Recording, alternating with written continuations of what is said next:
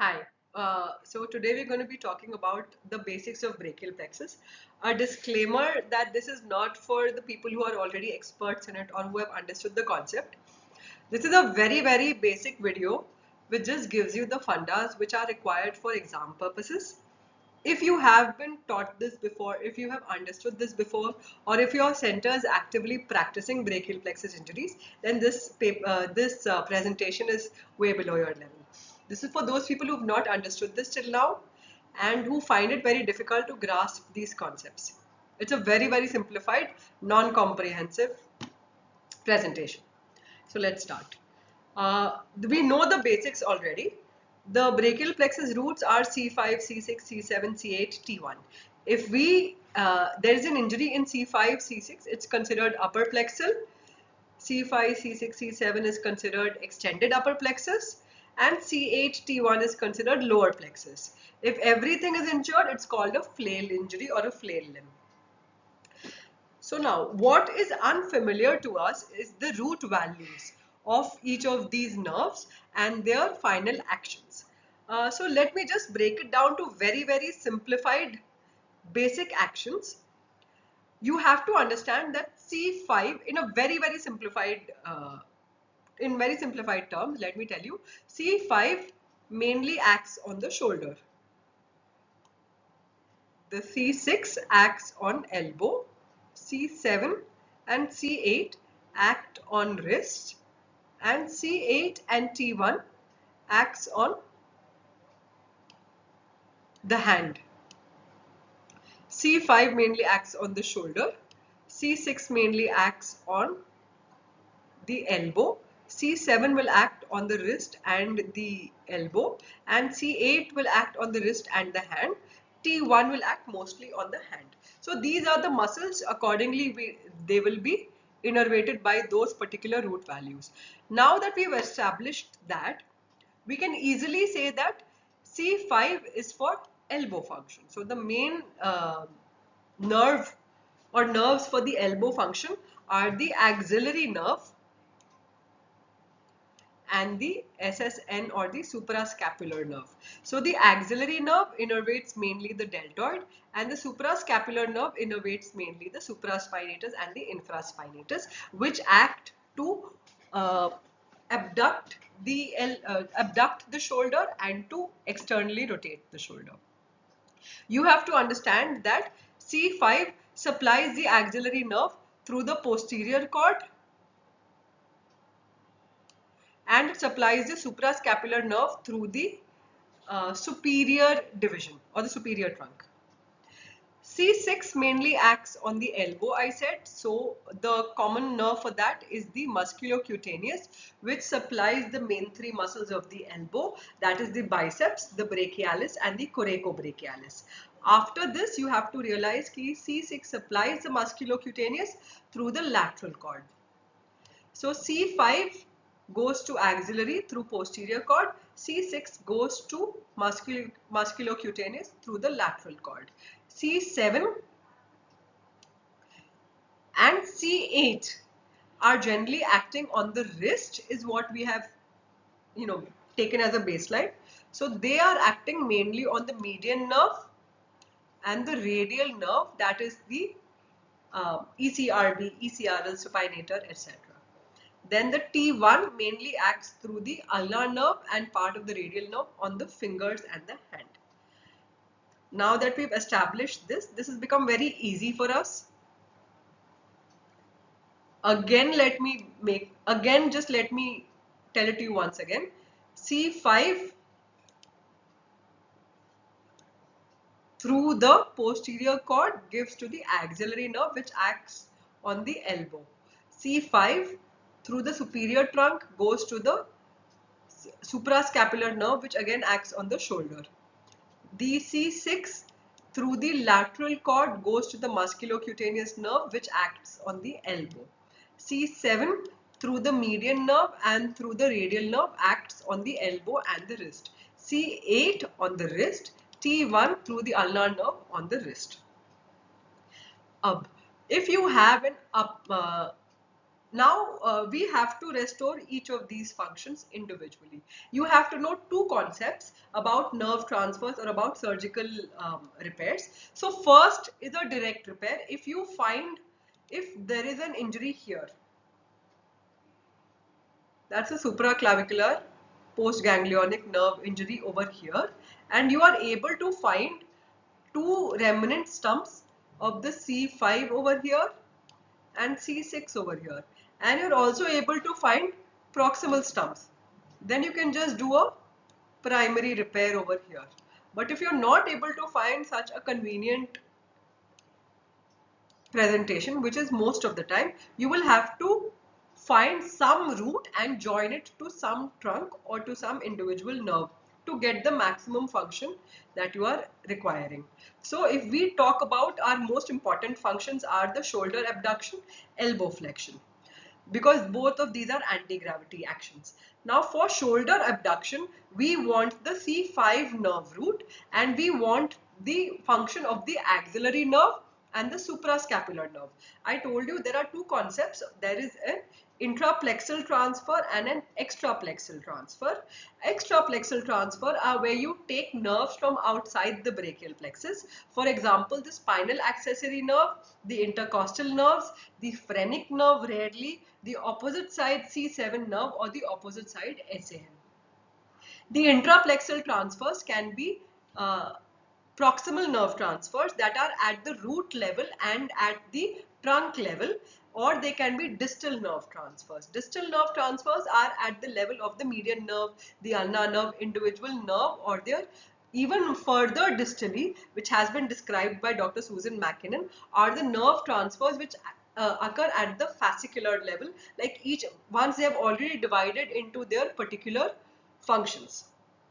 Okay, so now the extraplexal transfers, as I told you, are the SAN, the intercostal nerve, and the phrenic nerve and other nerves.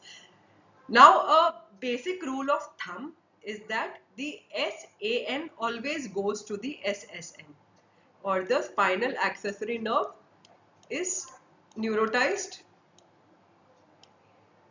to the SSN. Okay. The other rule of thumb that I have come across is the intercostal nerve is preferentially neurotized to the axillary nerve, or it can also be neurotized to one of the trunks, but this is the most common permutation combination. Okay, besides this, there is a special concept of a free functioning muscle transfer, which I will tell you in the next slide. Okay, now that we have established these, let us talk about the actual nerve injuries and the nerve transfers. Let's go through this quickly again. So C5, if there is an injury at C5 level or at C5, C6 level, and you're trying to find you are having a stump of the C5 and you want to neurotize this to something, you will neurotize it to the posterior cord so that you get axillary nerve function again. So C5 stump is anastomosed or it is neurotized to the posterior cord. C6 is joined to the lateral cord. As I said, C5 posterior cord, axillary nerve, shoulder function. C6 lateral cord, musculocutaneous, elbow function. Then you've got the SAN to the SSN, which I told you is the extraplexal nerve transfer, which always takes care of your upper plexal injuries. Now you have completed your upper plexal injury. In case you are not able to find any of these nerves, like you have had such a bad avulsion injury that you are not able to find the stumps of any of the nerve roots, in that case you will get the SAN to the SSN, which takes care to an extent shoulder abduction and shoulder flexion. Then I mean external rotation. Then you will do the intercostal nerve, the ICM to the axillary nerve. That is for again shoulder abduction, powerful shoulder abduction. And then you will go ahead with a distal nerve transfer to the musculocutaneous nerve. Now we have heard of those terms. I'm asking you in an ulta way. So you can take the median nerve fascicle and you can supply it to the biceps brachii of the musculocutaneous nerve, or you can take an ulnar nerve fascicle and you can supply it to the the ulnar nerve will be coapted to the biceps fascicle, and the median nerve will be coapted to the brachialis fascicle. This is called as Oberlin transfers, Oberlin 1 and Oberlin 2. So this takes care of your complete C5, C6 injury. I will be telling you the algorithm for it in the next slide. I hope you understood this till here. Now if you have an associated C7 injury along with everything else, a C7 injury meaning you will also have you might have median nerve weakness. In that case, what we can do is we can change this combination and we can add an extra nerve. So what we can do is we can use the SAN for the SSN, which is a standard thing. You can use the intercostal nerve for the axillary nerve, or you can use the intercostal nerve for the posterior. You can use the intercostal nerve for the musculocutaneous nerve. And for the axillary nerve, you can do a distal nerve transfer from the triceps branch of the radial nerve. So all three functions are again restored. This is called the other thing, that the other named nerve transfer that we know about, that is the Sohm-Sachs nerve transfer. Are we clear on that? So if you have an isolated C5, C6 nerve injury, the algorithm is very clear cut. You will be restoring the function of SSN through the SAN. You will be restoring the function of the musculocutaneous through the C6 and axillary through C5. If you are not finding one of these, you can always give axillary from the median. You can always give the median to musculocutaneous. If you have the median nerve palsy with a C7 injury and you don't have the median nerve, you can't do an Oberlin transfer. You can do a Sohm-Sachs transfer, and then you can give SAN to SSN and you can give intercostal to musculocutaneous nerve. I hope that is clear. In case you have a lower plexal injury, for example, if you have the C8 and the T1 that is injured, in that case you will have to supply the median and the ulnar nerves with some branches. In that case, you can take the ulta thing, you can take the musculocutaneous, can give something to the median nerve, and it can give something to the median or to the ulnar nerve. And if you have a lower radial nerve palsy, which is a C8T1 would be considered to be a lower radial nerve palsy, in this the concept of the ECRB getting spared in the lower radial nerve palsy, remember that, we can talk about that in another slide. So in that case, if the ECRB is spared, you can borrow something from one of the higher radial nerve roots, that is, you can borrow the triceps branch and give it to the PIN or to the lower radial nerve. I hope these are clear to you. If they are still not clear, you can of course ask me the questions. Moving on to the next slide. So we are again revising what we have just read. If you have an upper plexal injury, then you have C5, C6 injury. If you have both nerve roots available, if you have the C5 stump visible and if you have the C6 stump visible, then you give C5 to posterior cord for shoulder function, you give C6 to lateral cord for elbow function, and you give SAN to SSN for added shoulder function. If you don't have both available, in that case, what you can do is, so you will have to find extraplexal nerve injuries or extraplexal nerve roots, or you will have to find distal nerves. In that case, you give, if you don't have both available, if both are not available, then you can give SAN to SSN. Then you can also give, for musculocutaneous, you can give the median nerve, that is, you can do an Oberlin transfer. And for the axillary nerve, you can give either the intercostal nerve for the axillary nerve, or you can give the triceps branch of the radial nerve to the axillary nerve, that is the Somsax transfer. If you have an added C7 injury where you can't give this, the median nerve to the axillary nerve, in that case you might have to give the intercostal nerve to the musculocutaneous nerve, and you might have to give the radial nerve triceps branch to the axillary nerve, that is the Somsax transfer. I hope this is clearly understood. If this is understood, then the rest of it you can do some permutation combination and write it. It's not a big thing. If you have one of the lower plexal injuries, like you have a C8 or a T1 injury, if you have an ulnar nerve palsy, you generally would not do a proximal nerve repair. Now you'll have to think about why you would not do a proximal nerve repair in an ulnar nerve injury, and you can give me the answer in the comments.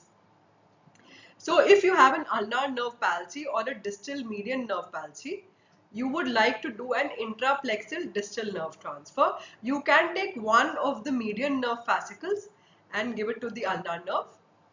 That is the most classically described. Or you can take one of the musculocutaneous nerve branches and give it to the ulnar nerve for a higher ulnar nerve palsy. So you can combine both these procedures. You would be doing a musculocutaneous nerve to the ulnar nerve for a higher nerve palsy for the forearm muscles, and you would be doing a median nerve to the ulnar nerve for the distal hand muscles for the fine movements and for sensory neurotization.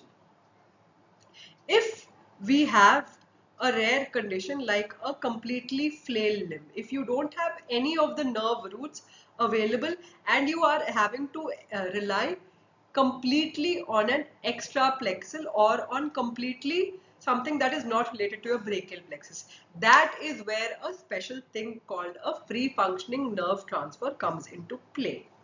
Now, if you are doing a free functioning nerve, so if we could have given the, so now the extraplexal nerves that we have are the SAN, we have the ICN, the intercostal nerves, we've got nerve root 3, 4, 5, which are the longest and the most robust and the most commonly used for nerve transfers, and you've got the phrenic nerve. You've got the phrenic nerve, that's C3, and then you've got opposite side C7, or opposite side nerve to trapezius and multiple other nerves. So what are the nerves you would like to use to do your nerve transfers if you have a flail limb or a complete plexal injury? So the common thing would be, we would give the SAN to the SSN, the ICN to one of these, and so on and so forth. But not if we want to do a free functional muscle transfer. If you want to do an FFMT, you cannot waste these extraplexal nerves on your plexal repairs. You will have to use them to neurotize your free functioning muscle. Now the FFMT can be of 2-3 types. The common types are the single gracilis transfer, that is the FFMT, that can be used to restore one or a maximum of 2 functions. I will talk about that in the next few slides or in the next presentation.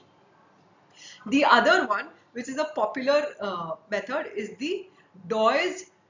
It's called the Rambo surgery, or the Doy's two double gracilis transfer, or double FFMT. Now, what Doy has done is he has taken it. He's done it in two stages, and he has in the first stage he's taken the gracilis muscle, and one end he has attached to the clavicle. So one end is attached to the clavicle and the other end is attached to one of the muscles of the hand. Mostly he is attached it to the extensor aspect to cause wrist extension and finger extension. What he has done it, he has attached one end to the clavicle and the other end to the wrist extensors and the finger extensors, and he has neurotized the gracilis muscle with the SAN, and he has attached it to the thoracoacromial vessels. Now in the second stage, he has taken the second gracilis muscle, he has attached it to the second rib or to the first rib, and he has gone and done the elbow flexion along with wrist flexion. So he has given it for wrist flexion and elbow flexion, and he has neurotized it by the intercostal nerves. Now for the SSN, you can use either one of the intercostal nerves, or you can use for the shoulder abduction, I think you can use the opposite side nerves, or you can use one of the other intercostal nerves. Like one of the intercostal nerves you can safeguard and keep for the shoulder abduction. So that is let's summarize the whole thing in the next slide. As I was saying, to summarize, now if you have a C5 or C6 injury, and if you have two proximal ends that are available, in that case you can give C5 to the posterior cord, C6 to the lateral cord. The posterior cord will be used for the axillary nerve for shoulder abduction. The C6 through the lateral cord will be used for the musculocutaneous nerve, for the biceps function and for elbow function. If you have only one proximal end available, C5 will go to the posterior cord, and the SSN can be innervated by the SAN, and the musculocutaneous nerve can be innervated by one of the intercostal nerves. If you have a complete avulsion, meaning you don't have any proximal ends, then you can use SAN for SSN. You can use if you don't have C5 either, you can use the radial nerve triceps for the axillary nerve, that is the Somsax transfer, and you can use the ulnar nerve or median nerve for the musculocutaneous, brachialis and the brachioradia and the biceps transfer. This would be the Oberlins transfer. If you have an added C7 injury, so if you have some of the median nerve function which is remaining even with a C7 injury, if the median nerve function is remaining, you can use one of the median nerve to innervate the pin muscles. Also, you can use one of the other transfers over here, and if you have a complete injury, you can use a single or a double free functioning muscle transfer. Please let me know if you have any doubts, message me, or you can say something in the comments below.